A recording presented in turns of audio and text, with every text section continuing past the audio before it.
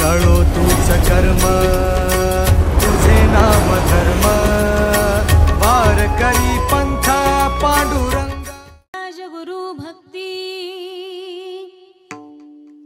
स्वामी काज गुरु भक्ती पितृवचन सेवापती हे जी विष्णूची महापूजा अनुभव नाही दुजा। सत्य बोले मुखे दुःखवी अनेकांच्या दुःखे हेची विष्णूची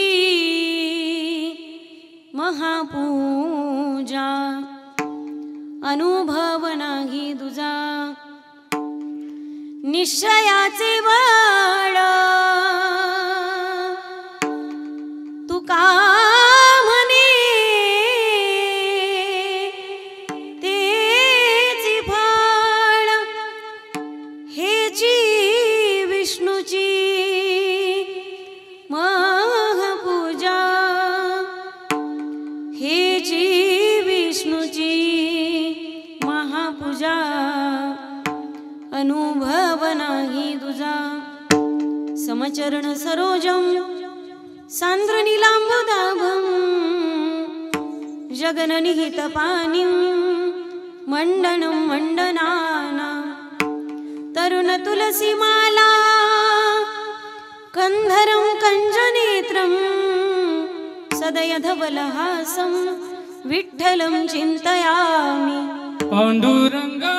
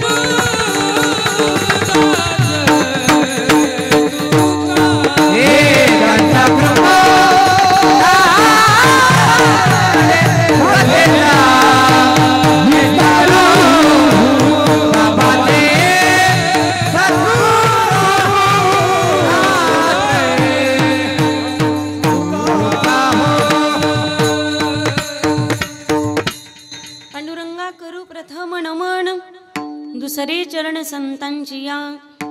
ओम नमो ज्ञानेश्वरा करुणा करा दयाळा तुमचा अनुग्रह लादलो पावन झालो चराचरी। ओम शुक्लां ब्रह्म विचार सार परमा मध्यम जगद्व्यापिनीं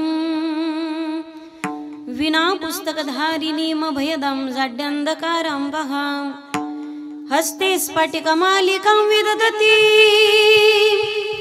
पद्मासनीं संस्थितां वंदे तां परमेश्वरीं भगवतीं बुद्धिं प्रदां शारदां। जयांची केलिया स्मरण होय सकळ विद्यांचे अधिकरण तेची वंदू श्री चरण श्री गुरूंचे ते नमस्कारोनी आता।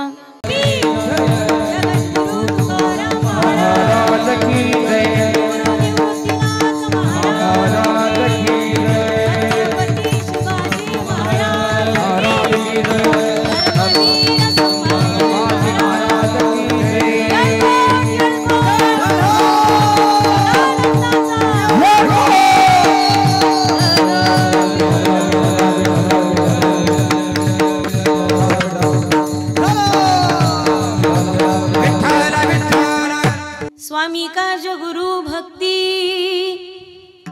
पितृवचन सेवापती हेची विष्णूची महापूजा अनुभव नाही दुजा।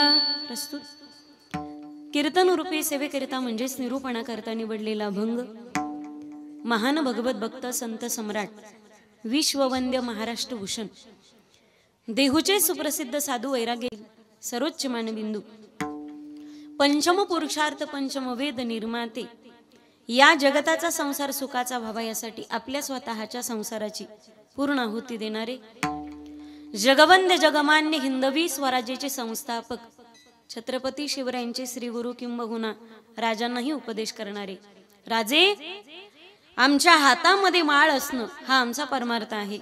आमच्या हातात माळ असणं हा आमचा परमार्थ आहे. पण तुमच्या हातामध्ये ढाल आणि समशेर असणं हा तुमचा पराक्रम आणि परमार्थ आहे. असा उपदेश करणारे वैराग्यराग रसिक संत शिरोमणी संत श्रेष्ठ देहू निवासी जगद्गुरु तुकोबाराय यांचा चार चरणाचा उत्कृष्ट बहुतेकांच्या परिचयातील पाठातील अभंग सेवेकरिता निवडलेला असून प्रस्तुत अभंगामध्ये श्री संत तुकोबाराय प्रापंचिक स्वरूपाची महापूजा सांगतात. अभंगाचा सरळ सरळ भावार्थ असा आहे की प्रस्तुत अभंगाद्वारे संत श्रेष्ठ तुकोबाराय म्हणतात की तुमच्या वाट्याला आलेलं कोणतंही काम असो ते काम जर आपण प्रामाणिकपणे केलं तर त्या व्यक्तीला त्याच्या उभ्या आयुष्यामध्ये वेगळी भगवंताची भक्ती करण्याची गरजच उरत नाही. आपण आपल्या उभ्या आयुष्यात प्रामाणिकपणे कष्टाने जिद्दीने मेहनतीने रक्ताचा घाम करून इमानदारीनं केलेलं काम केलेलं कर्म हीच खरी ईश्वर पूजा असा अभंगाचा सरळ सरळ संपूर्ण भावार्थ. की आज थोरात परिवाराच्या वतीनं कैलासवासी तीर्थस्वरूप विलासराव जनार्दनरावजी पाटील थोरात यांच्या प्रथम पुण्यस्मरणानिमित्त आयोजित हे वर्ष श्राद्ध आणि त्यानिमित्त ठेवलेलं हरिकीर्तन श्रद्धेने केलं जातं त्याला श्राद्ध म्हणतात. श्रद्धा क्रियते तत् श्राद्धम. पुण्यस्मरण कोण्याही पाप्याचं होत नाही. ज्याचं काहीतरी पुण्य शिल्लक असतं त्याचंच पुण्यस्मरण होतं. पुण्यस्मरण कोणाचंही होत नाही. पाप्याच्या नावाने कधी ज्ञानोबा तुकोबारायचा गजर होत नसतो. पापी माणसाच्या नावाने कधी टाळ वाजली जात नाही. पापी माणसाच्या नावाने कधी कीर्तन होत नसतं. ज्याचं काहीतरी पुण्य शिल्लक असतं अशा माणसाच्या नावानेच पुण्यस्मरण साजरं होतं. ज्यावेळी भाऊंचं पुण्यस्मरण येतंय जवळ हे परिवाराला कळालं त्यावेळी त्यांना हरिकीर्तन ठेवावं असंच वाटलं. मुळात पुण्यस्मरण त्याला म्हटलं जातं. पुण्यवंत व्हावे घेता सज्जनाची नावे. ज्यांचं स्मरण केलं असता पुण्य करण्याचं स्फुरण निर्माण होतं. फक्त त्यांचंच पुण्यस्मरण असतं. विठ्ठल त्यांचे आई वडील श्री जनार्दनराव कुंडलिकरावजी थोरात त्याचप्रमाणे त्यांच्या पश्चात त्यांच्या आई सौ छबूबाई जनार्दनरावजी थोरात त्यांच्या पत्नी गंगा भागीरथी अनिताताई विलासरावजी थोरात त्यांचे दोन्ही मुलं डॉक्टर श्री संदीप विलासराव थोरात चिरंजीव वैभव विलासजी थोरात त्याचप्रमाणे त्यांच्या सुनबाई सौ काजलताई संदीपजी थोरात त्यांचे भाऊ श्री माधवराव जनार्दनरावजी थोरात माजी उपसरपंच श्री बाळासाहेब जनार्दनरावजी थोरात त्यांच्या दोन्ही भाऊजी सौ संगीताताई सौ रेखाताई त्यांचे चारही पुतणे चिरंजीव संकेत ऋषिकेश रोहित आदित्य त्यांचा नातू विराज संदीप थोरात. भाऊंच्या पश्चात त्यांचे आई वडील त्यांच्या पत्नी त्यांचे दोन मुलं त्यांचा नातू त्यांच्या सुनबाई त्यांचे दोन्ही भाऊ दोन्ही भाऊजाई चार पुतणे. हा गोकुळासारखा सुंदर भरलेला परिवार असताना 1 वर्षभरापूर्वी झालेलं भाऊंचं दुःखद निधन. खरं तर असा प्रसंग वैऱ्याच्या जीवनात सुद्धा येऊ नये. कारण तरुण वयात घरातला मुलगा जाणं आई वडिलांच्या अगोदर आणि आपण तारुण्यात असताना आपला बाप जाणं हे दुःख सांगणे पलीकडचं असतं. वडिलांना 1.5 वर्ष झालं. ही अशी कीर्तनं मला खूप जड जातात करायला. बापाचं जाणं काय असतं हे ज्याचा बाप जातो फक्त त्यालाच कळतं. परदुःख शीतळ असतं. लोक म्हणतात की घरात खूप माणसं येतं. एक बाप नसला म्हणून काय झालं, वडील गेले म्हणून काय झालं, आजी आजोबाई आई चुलतेत वडिलांच्या ठिकाणी एक गेला म्हणून काय होतं. त्यांना काय माहिती की ते एकाची जागा उभ्या आयुष्यात कोणीच घेऊ शकत नाही. लाख आते हे लाख जाते लेकिन लाखों के आने से और जाने से एक की कमी कभी भी पूरी नहीं होती. श्रीमंत असाल तुम्ही जग मागे पुढे असतं. तुम्ही देखणे दिसत असाल 1000 मुली सौंदर्यावर फिदा असतील. तुमचा आवाज गोड असेल लोक आवाजावर प्रेम करतील, तुम्ही गोड बोलत असता लोक शब्दावर तुमच्या वाक्यावर प्रेम करतील, तुम्ही गोड वाजवत असाल लोक तुमच्या बोटावर प्रेम करतील. पण काहीच येत नसेल अशा मतिमंद लेकरावरती निस्वार्थ प्रेम करणारे जगाच्या पाठीवरती फक्त माईबाप असतात. जगी ऐसा बाप भावा, जगी ऐसा बाप भावा, जगी ऐसा बाप भावा, जगी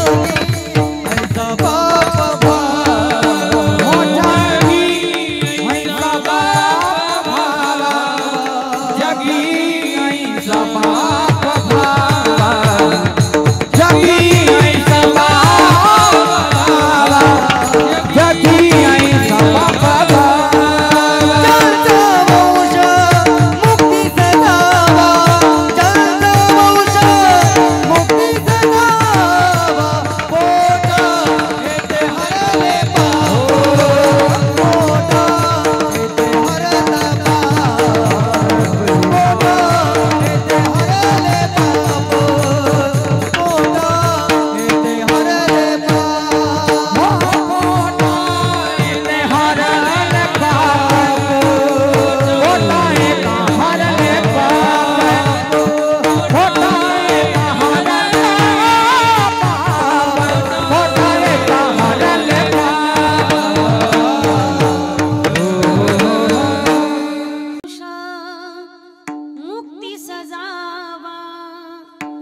ज्यांचा वंश मुक्ती सजावा, जगी ऐसा बाप भावा,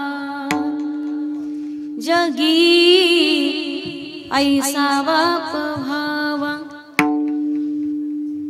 शेवटपर्यंत डोळे मिटेपर्यंत प्रेम करते ती आई असते. डोळे मिटेपर्यंत डोळ्यात न दाखवता जो प्रेम करतो त्या अस्तित्वाच बाप असं म्हणतात. आई कळते, कळत नाही तो बाप. आई रडते, रडत नाही तो बाप. आई हसते सुद्धा, हसत नाही तो बाप. आनंद असेल आईला व्यक्त करता येतो, दुःख झालं आईला रडता येतं. बापाला आनंदही व्यक्त करता येत नाही, रडता येत नाही. स्वतःची माई मेली तरी तो रडत नाही, तारुण्यात पत्नी मेली तरी तो रडत नाही. तुम्हाला माहिती पुरुष मंडळी, शुगर बीपी हार्टचे पेशंट तुम्ही इकडे जास्त काय आहेत. नवरा भांडला तर बाई रडून मोकळी होती, नवरा भांडलं तर त्याचं गारणं करून मोकळी होते. नवरा भांडून जर घरातून बाहेर निघून गेला, तो गेला की शेजारनी पाजारनी गोळा करते, त्याचं काय धुणं धुवायचं तो धुते. बाई ह्या मुर्द्यासोबत मी म्हणून नांदली, मी म्हणून बरं, एखादी दुसरी असती तर. आता नांदली कोणती असते हा सगळ्यात मोठा प्रॉब्लेम आहे बरं का. हे सार्वजनिक वाक्य, मी म्हणून टिकली. पण ही तोडी भैरवी अजून पुढे. तिथे मी तरी कशाला टिकले असते, लेकराच्या तोंडाकडे पाहते आणि गटागटा गिळीते. ती त्याचं काय धुणं धुवायचं धुते, मोकळी होते. शेजारणी पाजारणी जवळ गारणं करे. माझा मुद्दा लक्षात घ्या. मैत्रिणी जवळ गारणं करते, पाहुण्यारावळ्याजवळ गारणं करते. त्याचं काय गारणं करायचं सगळ्यांसोबत करून मोकळी होते. नवरा भांडला तर तुम्हाला त्याची तक्रार करायला जागा आहे. आता प्रामाणिकपणे सांगा, तुमची बायको जर तुम्हाला भांडली तर आमची तक्रार करायला एखादा कोर्ट आहे का तुम्हाला जगात? म्हणजे ही पुरुष प्रधान संस्कृती भारताची फक्त म्हटली जाते. इथे सगळा कारभार भारतामध्ये स्त्रियांचाच आहे. पा एखाद्याच्या घरी पाहुणे गेलात, तुम्हाला बुक्कान टावेल टोपी कोणी घालीत नाही. आम्ही सहज गेलो तरी आम्हाला चहा, हळदी कुंकू आणि पीस असतो, ओटी भरणं. पुरुष मृत्यू लोकातला असा परका पाहू नये. वेदनांचं गाठोडं फक्त छातीवर बांधत चालतो. आपल्या छातीवरच्या वेदनांचं गाठोडं सोडावं असं लायकीचं त्याला कोणी भेटत नाही. फक्त बांधायचं. त्याच्या वेदनाचं गाठोडं तेव्हा सुटलं जातं ज्यावेळी माणूस मरतो. ज्यावेळेस तो मरतो त्याच्या वेदनाचं गाठोडं त्याच्यासोबत खुंटल्या जातं. तिरडीवर माणूस बांधला की त्याच्या वेदना त्याच्यासोबत बांधल्या जातात. आणि त्याला स्मशानभूमी जाळल्यानंतर त्याच्या वेदना त्याच्यासोबत जळून खाक होतात. आयुष्यभर छातीवर वेदना घेऊन फिरतो. म्हणून आजही माझी विनंती असेल तुम्हाला उपदेशाचे डोस पाजावे, त्याच्यासाठी मी एवढ्या दूरवरून इथपर्यंत आली नाही. तुमची लेक तुमची बहीण समजून मला पदरात घ्या. घराघरात रामायण जन्माला घालण्यासाठी आपला जन्म झाला. महाभारत करायची गरज पडत नाही. पा महाभारत फुटा फुटाला आमच्या नशिबाला आहे. या थोरात परिवारासारखी रामायण जगणारी काही कुटुंब कमी असतात जी खरंच आमच्या नजरेस पडतात येता जाता. महाभारत घडून आणावं लागत नाही. घराघरात रामायण घडून आणण्यासाठी आपल्या मायबापाने आपल्याला जन्माला घातलं. आयुष्यभर त्यांच्या नावाला कलंक लागला नाही पाहिजे म्हणून आपल्याला घराघरात रामायण घडून आणायचे. शब्द आणि शस्त्र या दोन्हींची धार जवळपास सारखी असते. फरक एवढा आहे, शब्दाने मन कापल्या जातात, शस्त्राने मान कापल्या जाते. शस्त्राने मान कापलेला माणूस एकदाच मरतो, पण शब्दाने मन कापलेली माणसं क्षणोक्षणी मरत असतात. शब्दामुळे महाभारत घडलं, शब्दामुळेच रामायण घडलं. म्हणून शब्द इतके जपून वापरा की आपल्या घरात रामायणच घडलं पाहिजे, महाभारत नाही घडलं पाहिजे.